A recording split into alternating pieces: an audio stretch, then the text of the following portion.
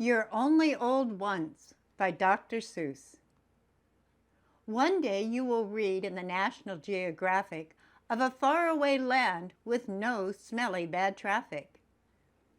In those green pastured mountains of Photophazee, everybody feels fine at 103, 'cause the air that they breathe is potassium free, and because they chew nuts from the tuta-tu tree. This gives strength to their teeth, it gives length to their hair, and they live without doctors with nary a care. And you'll find yourself wishing that you were out there in Photophazee and not here in this chair in the Golden Years Clinic of Century Square for spleen readjustment and muffler repair. Just why are you here? You're not feeling your best. You come in for an eye test and a solvency test. And if you're the type that gets finicky think, at this point you'll try to get out of that clinic. But they will outwit you as quick as a wink-it. The quiz docs will catch you. They'll start questionnaring. They'll ask you point blank, how are all your parts faring? And your grandfather's parts? And please try to recall if your grandma hurt most in the spring or the fall.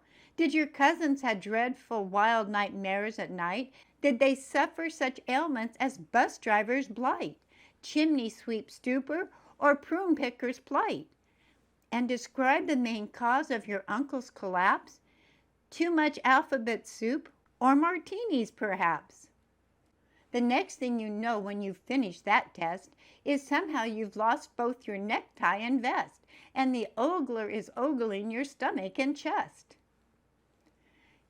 Your escape plan has melted. You haven't a chance, for the next thing you know, both your socks and your pants and your drawers and your shoes have all been lost for the day. The oglers have blossomed like roses in May, and silently, grimly, they ogle away. What those oglers have learned they're not ready to tell. Clinicians don't spout their opinions pell-mell. So you're back with a vestibule fish for a spell. Norval won't bring you much comfort, you know, but he's quite sympathetic as clinic fish go. There you'll sit several hours, growing tenser each second, fearing your fate will be worse than you've reckoned, till finally Miss Becker, your beckoner, beckons to a booth where the world-renowned earman Von Crandall has perfected a test known as bellows and candles.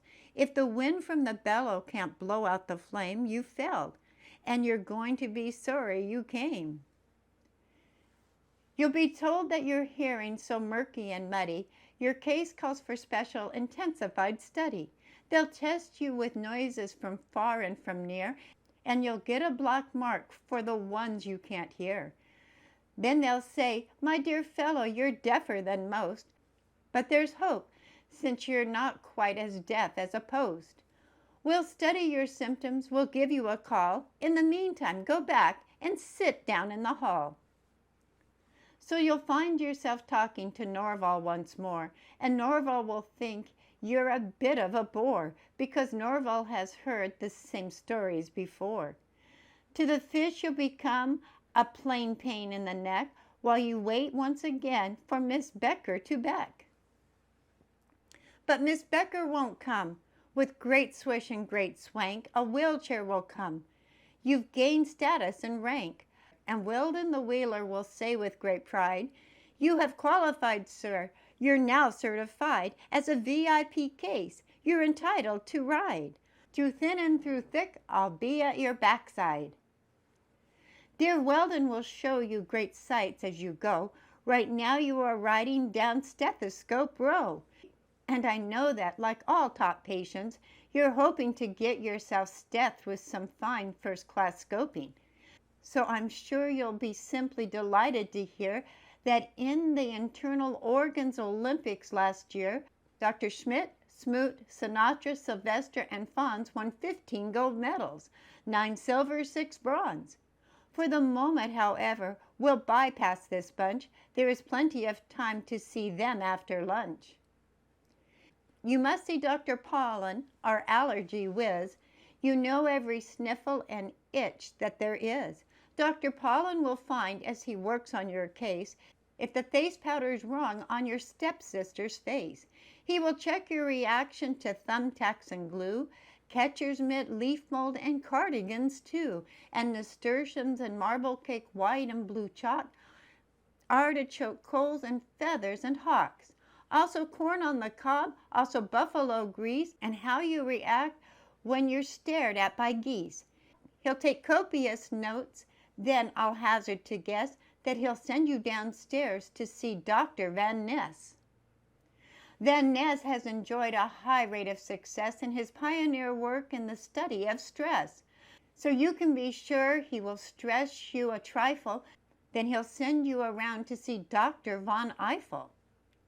Dietitian Von Eiffel controls the woof woofer, our diet devising computerized sniffer, on which you just simply lie down and repose and sniff at good food as it goes past your nose.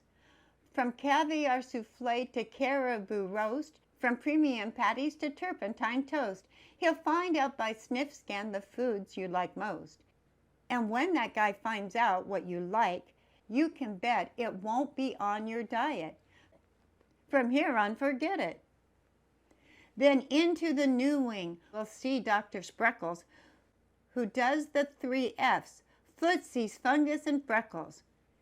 And nextly, we'll drop in on young Dr. Gins, our A&S man, who does antriums and shins. And of course, he'll refer us to Dr. McGrew, McGuire and McPherson, and Blinn and Ballou, and Tempkins and Tompkins, and Dealer and Drew, and Fitzsimmons, Fitzgerald, and Fitzpatrick too, all of whom will prescribe a prescription for you. For your pill drill, you'll go to room 63, where a voice will instruct you. Repeat after me. This small white pill is what I munch at breakfast and right after lunch. I take the pill that's Kelly green before each meal and in between. The loganberry colored pills I take for early morning chills. I take the pill with zebra stripes to cure my early evening gripes. These orange tinted ones, of course, I take to cure my Charlie horse. I take 3 blues at 8:30 to slow my exhalation rate. On alternate nights at 9 p.m., I swallow pinkies, 4 of them. The reds, which make my eyebrows strong, I eat like popcorn all day long. The speckled browns are what I keep beside my bed to help me sleep. This long flat one is what I take if I should die before I wake. When at last we are sure that you've been properly pilled, then a few paper forms must be properly filled, so that you and your heirs may be properly billed. Whereupon, if you're smart, there's a very good chance that you'll meet soon again with your socks, coats, and pants. And you'll know once your necktie's back under your chin that Norval has waved you Godspeed with his fin. You're in pretty good shape for the shape that you're in. The end.